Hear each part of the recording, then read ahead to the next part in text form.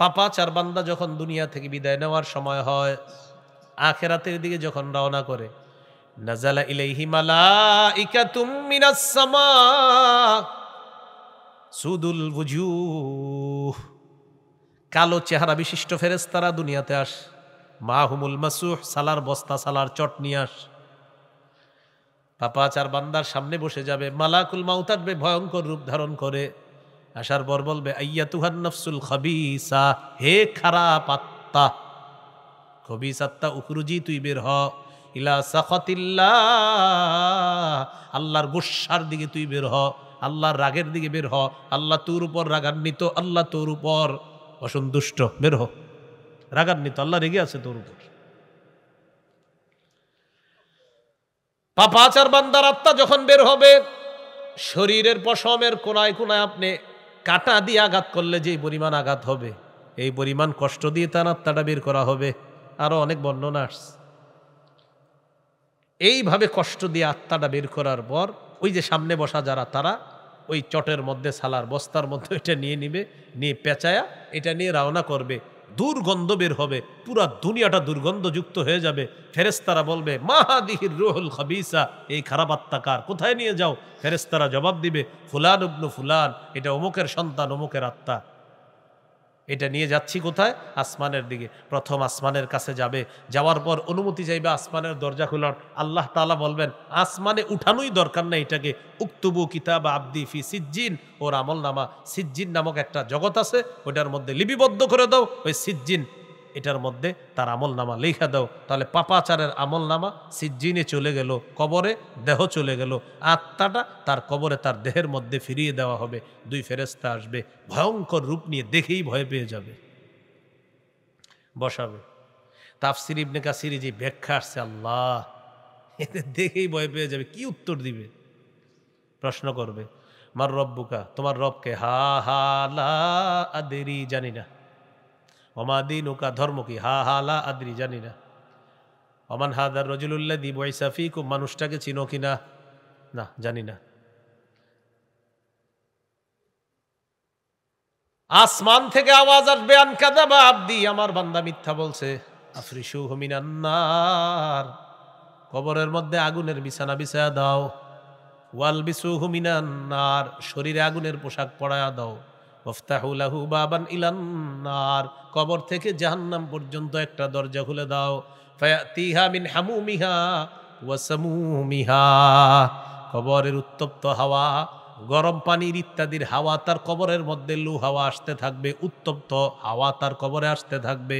আসার পর তার কবরের দেয়ালগুলা, মাটিগুলা, ছাদগুলা গরম হয়ে যাবে। এটা আল্লাহ কোরআনে বলেছেন, লাহুম মিন জাহান্নামা মিহাদু ওয়া মিন ফাওকিহিম গাওয়াশ, বিছানা, আগুনের বিছানা, ছাদটা আগুনের ছাদ, পাশে দাঁড়ায় থাকবে একজন ডান্ডা নিয়ে, ইয়াদরিবু দরবা, একটা আঘাত করবে, ইয়াসিহু সাইহা, এমন জোরে একটা চিৎকার মারবে, সারা পৃথিবীর জিন ইনসান ছাড়া সবাই তার চিৎকারের আওয়াজ শুনতে পাবে।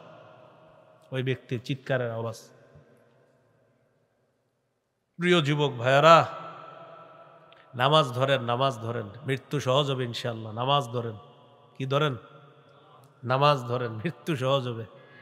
আমাদের বর্তমানে সবাই, আমরা সব জায়গায় খুশি, শুধু আল্লাহর সাথে আমরা রাগ করি বেশি।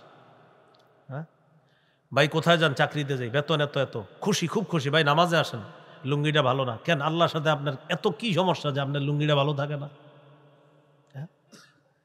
আপনি দুনিয়ার সবগুলা কাজ করতে পারলেন, শুধু আল্লাহর কাজের সময় বললেন আপনার লুঙ্গিটা ভালো না।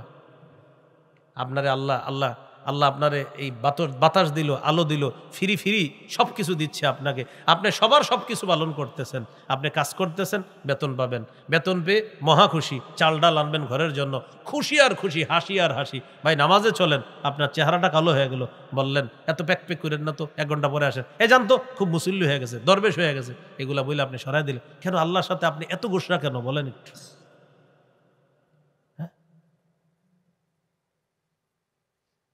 সবাই দেখবেন সব কাজ ঠিক আছে, শুধু আল্লাহর কাজে হাজারো ব্যস্ততা, শুধু আল্লাহর কাজে হাজারো ব্যস্ততা।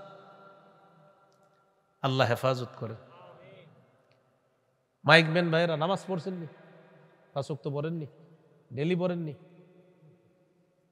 হ্যাঁ, ওয়াজ আপনারা বেশি শুনেন না এরা? বলেন তো তাইলে কারা বেশি আর নামাজি হওয়া দরকার?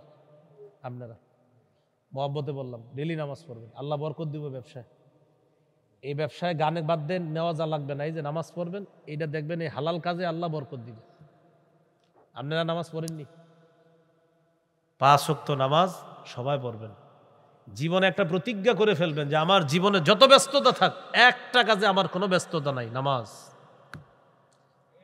তো আমরা কি করি দেখেন, একটু চিন্তা করেন না, আজকে একটু চিন্তা করেন আমার এই কথাটা আপনি, যে আমি দুনিয়ার সব কাজে খুশিতে করি, আল্লাহর কথাটা বললেই সমস্যা, আমার লুঙ্গি সমস্যা, আজকে না কালকে, কি বলেন সত্যি কথাটা না? তাহলে আপনি কার সাথে আপনি খালি রাগ করতেছেন বারবার? আপনি দুনিয়ার সবার সাথে খুব সন্তুষ্ট, খুব ভালো, আল্লাহর কথাটা বললেই লুঙ্গি ভালো না, আজকে না কালকে। কেন? আজকে আল্লাহ আপনার খাওয়াইতেছে না, আজকে কেন পড়বেন না? নামাজ পড়েন, ইনশাল্লাহ মৃত্যু সহজ হবে। নামাজ পড়েন, আল্লাহ আমাদেরকে কথাগুলা মনে রাখার তৌফিক দান করেন। তো নবীজি কবরের সামনে বৈশা বলতেছে, কবরের আযাব থেকে পানা চাও। এই হলো পাপাচার বান্দার অবস্থা। আল্লাহ আমাদের সকলকে কবরের প্রস্তুতি নেওয়ার তৌফিক দান করেন। মৃত্যুর পর প্রথমে কোথায় যাব? কি হাসরের ময়দানে চলে যাব না কবরে? হ্যাঁ, এইখান থেকে যদি ওই আমল নামাটা মনে আছে ইল্লিগিনে যদি লেখাইতে পারি ইনশাল্লাহ, ফামা বাদাহু আইসার, পরের সবগুলা ঘাটি ইনশাল্লাহ নবী বলছে অধিকতর সহজ হয়ে যাবে। এই হলো আজকের 3 নম্বর আলোচনা, কবরের জগৎ কাটানোর পর হাসর। এটা হলো 4র্থ আলোচনা। হাসরের ময়দানে আল্লাহ একটা ওজনের পাল্লা স্থাপন করবেন। সূরা আম্বিয়াতে আল্লাহ বলেন, ওয়ানাদাউল মাওয়াজিনাল কিসত লিয়াউমিল কিয়ামাতি ফালা তুজলামু নাফসুন শাইআ। আমি কিয়ামতের ময়দানে ইনসাফের দাড়ি পাল্লা স্থাপন করব। ইনসাফের দাড়ি পাল্লা সমূহ স্থাপন করব। আল্লাহ বলেন ইনসাফের দাড়ি পাল্লা সমূহ। দাড়ি পাল্লা কিন্তু একটা। হুজুর আছে আমার পাশে, অনেক বড় আলেমে দিন। দাড়ি পাল্লা কিন্তু একটা, কিন্তু আল্লাহ দাড়ি পাল্লা সমূহ কেন বললেন? হুজুর আছে এই জন্য বললাম, এই হাদিস হুজুরে বেশি পড়ায়। বুখারীর শেষ হাদিস তো, বিভিন্ন মাদ্রাসায় শেষের দিকে প্রায় মাদ্রাসায় এই হাদিসের তাকরির করার জন্য হুজুর সহ আরো বড় বড় উলামা একরাম আমাদের মুরব্বীদেরকে নেওয়া হয়। তো এখানে মাওয়াজিন বলছে যে ওজনের পাল্লা সমূহ, আসলে ওজনের পাল্লা কিন্তু একটা। তা আল্লাহ বহুবচন কেন বলছে? ওজন করা হবে আমাদের কোটি কোটি মানুষকে। এই কোটি কোটি মানুষের আধিক্যতা, আরো অনেক ব্যাখ্যা আছে, এটাও একটা ব্যাখ্যা। আধিক্যতার দিকে লক্ষ্য করে আল্লাহ বলছেন ওজনের পাল্লা সমূহ আমারে মাপবে, আপনারে মাপবে, অমুককে মাপবে, এইভাবে ওজনের পাল্লা স্থাপন করবে আল্লাহ। স্থাপন করার পর তো বিচার ব্যবস্থা শুরু হবে। আমাদের নবীজির সুপারিশের মাধ্যমেই শুরু হবে বিচার ব্যবস্থা। সহিহ বুখারীর 4712 নম্বর হাদিস, বিখ্যাত হাদিস, যেটা আমাদের অনেকে অনেকবার শুনছে। সবাই পেরেশান হয়ে আদম নবীর কাছে যাবে, তিনি পাঠাইবে নূহ নবীর কাছে, তিনি পাঠাবেন মুসা ইব্রাহিম নবীর কাছে, তিনি পাঠাবেন মুসা আলাইহিস সালামের কাছে, তিনি পাঠাবেন ঈসা আলাইহিস সালাতু ওয়াস সালামের কাছে। ঈসা নবী সকলকে নিয়ে যাবে আমাদের নবীর কাছে। নবীজি বলেন ফায়াতুনি, সবাই আমার কাছে আসবে। আসার পর আমি তাদেরকে নিয়ে যাব, আমি তাদেরকে নিয়ে আমার রবের কাছে যাব। আকাউ সাজিদান লিরব্বি, আমি সিজদায় পড়ে যাব। আল্লাহ আমাকে 4টা কথা বলবে, ইরফা রাসাক, হাবিব মাথা উঠান, কুল তুসমা, আপনি বলেন আপনার কথা শোনা হবে। 3 সাল তুত, আপনি চান আপনাকে দেওয়া হবে। 4 ইশফা তুশাফা, আপনি সুপারিশ করেন মঞ্জুর করা হবে। আমাদের নবীজির সুপারিশে বিচার ব্যবস্থাটা কি হবে? শুরু হবে। একটু ঠান্ডা বেশি পড়তেছে না আজকে? আমাদের নবীজি সাল্লাল্লাহু আলাইহি সাল্লামের সুপারিশের মাধ্যমে আপনার বিচারটা শুরু হবে। তো বিচার ব্যবস্থা যখন শুরু হবে প্রিয় ভাইয়েরা, তখন ওজনের পাল্লায় হয়তো আমল ওজন হবে। 2 নাম্বার, আমলটাকে একটা দেহে রূপ দিয়ে ওইটাকে ওজন করা হবে হয়তো।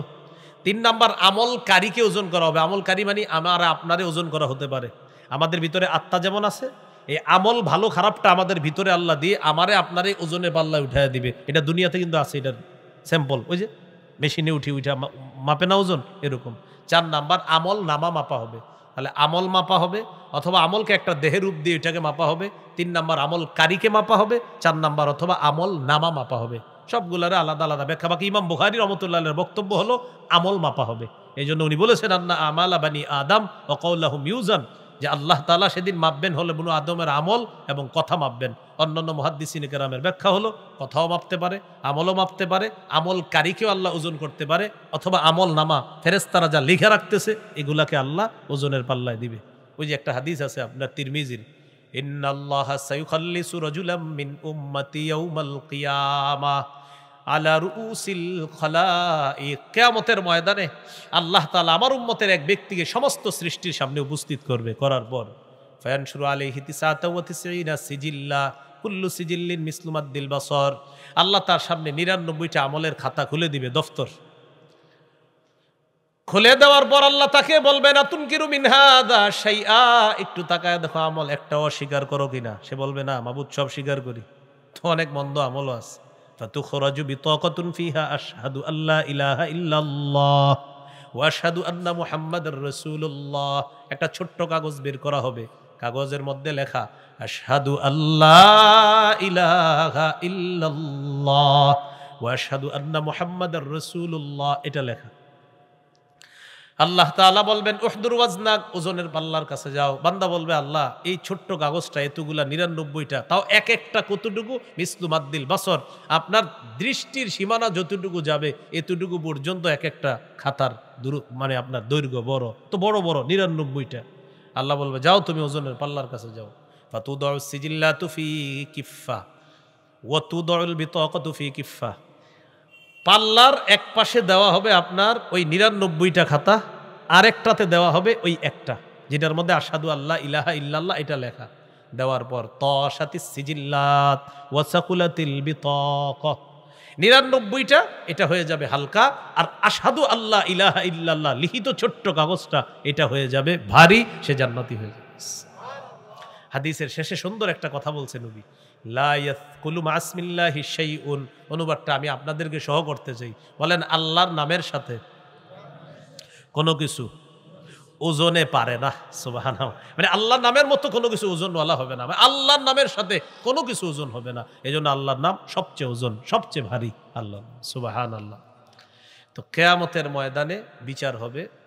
বিচার ব্যবস্থা হওয়ার পর দুইটা গ্রুপ হবে, একটা গ্রুপের নাম হবে সৌভাগ্যবান, আর একটার নাম হবে হতভাগা। সূরা হুদের ১০৪, ৫, ৬, ৭ নম্বর আয়াতে আল্লাহ বলেন ওয়ামা নুআখিরুহু ইল্লা লিআজালিম মা'দুদ। কিয়ামতের বিষয়টা আমি মুলতবি করে রেখে দিলাম, ইল্লা লিআজালিম মা'দুদ, নির্দিষ্ট কয়েকটা দিনের জন্য মুলতবি করে রেখে দিলাম। গনে গনে কিছু দিনের জন্য নির্দিষ্ট একটা সময় পর্যন্ত কিয়ামতের বিষয়টা আমি মুলতবি করে রেখে দিলাম, সময় মতো ঘটায়া দিব। ঘটানোর পর কি হবে? ইয়াউমা ইয়াতি লা তাকাল্লামু নাফসুন ইল্লা বিইজনি, সেদিন আল্লাহর অনুমতি ছাড়া কেউ কথা বলবে না। ফামিনহুম শাকিয়্যু ওয়া সাঈদ, তাদের একদল হবে হতভাগা আর একদল হবে সৌভাগ্যবান। এখন হতভাগা কারা, সৌভাগ্যবান কারা? এটা আবার সূরা হাক্কর মধ্যে আছে। আল্লাহ বলেন ফাআম্মা মান উতিয়া কিতাবাহু বিয়ামিনি, যার আমলনামা ডান হাতে দেওয়া হবে। উমুকরাউ কিতাবিয়া, অন্যদের কাছে গিয়ে সে আমলনামা দেখায় বলবে দেখো আমার আমলনামাটা পড়ো, এই যে দেখো আমার আমলনামা পড়ে দেখো। ইন্নী যানানতু আন্নী মুলাকিন হিসাবিয়া, আমি জানতাম আমি এই হিসাবের মুখোমুখি হব, এটা আমি জানতাম। ফাহুয়া ফি ঈশাতির রাদিয়া, আল্লাহ বলেন সে আনন্দময় জীবনের মধ্যে থাকবে। ফি জান্নাতিন আলিয়া, উঁচু জান্নাতে থাকবে। কুতুফুহা দানিয়া, জান্নাতের বাগানের ফল গাছের ফলগুলার ছড়িগুলা তার মুখের কাছে আসবে। আল্লাহ তখন বলবেন কুলু ওয়াশরাবু হানিআম বিমা আসলাফতুম ফিল আইয়ামিল খালিয়া, খাও পান করো যেভাবে মন চায়, যতক্ষণ মন চায়, যতটুকু মন চায়, প্রচুর পরিমাণে খাইতে থাকো, পান করতে থাকো। ফেলে আসা জীবনে যা করেছো এর বিনিময়ে আমি আল্লাহ দান করলাম। হানিআ, ও এখানে আবার একটা বিষয়, আমরা অনেক সময় লবণ খাওয়ার সময় বলি অনেকে আল্লাহুম্মা হানিআম মারিআ, এটা লবণ খাওয়ার দোয়া না। কি বলে? আল্লাহুম্মা হানিআম মারিআ, ভাই এটা কিন্তু লবণ খাওয়ার দোয়া না। বিসমিল্লাহির রহমানির রহিম পড়ে লবণ নিবেন বাস। কিন্তু আল্লাহুম্মা হানিআম মারিআ অনেকে এটা পড়ে ফেলে, যাই হোক এটা লবণ খাওয়ার কি না, দোয়া না। এটা আসলো তো এই জন্য বলে দিলাম এই জায়গায়। এই হলো ডান হাতে আমল নামা যার দেওয়া হবে, এটা হলো সৌভাগ্যবান। ও আম্মা মান উতিয়া কিতাবাহু বিশিমালি, যার আমল নামা বাম হাতে দেওয়া হবে সে বলবে ইয়া লাইত ফায়াকুলু ইয়া লাইতানি লাম উতা কিতাবিয়া, হায় আমার আমল নামা যদি আমাকে দেওয়া না হতো। ওয়ালাম আদিরি মা হিসাবি, আমি যদি আমার হিসাব না জানতাম, ইয়া লাইতাহা কানাতিল কাদিয়া, মৃত্যুই যদি আমার চূড়ান্ত ফয়সালা হয়ে যেত, মা আগনা আন্নি মালিয়া, আমার সম্পদ আমার কোনো কাজে আসলো না, হালাকা আন্নি সুলতানিয়া, আমার প্রভাব আমার প্রতিপত্তি সব শেষ হয়ে গেল, সুলতানিয়া আমার রাজত্ব খতম হয়ে গেল, কোনো কাজে আসলো না।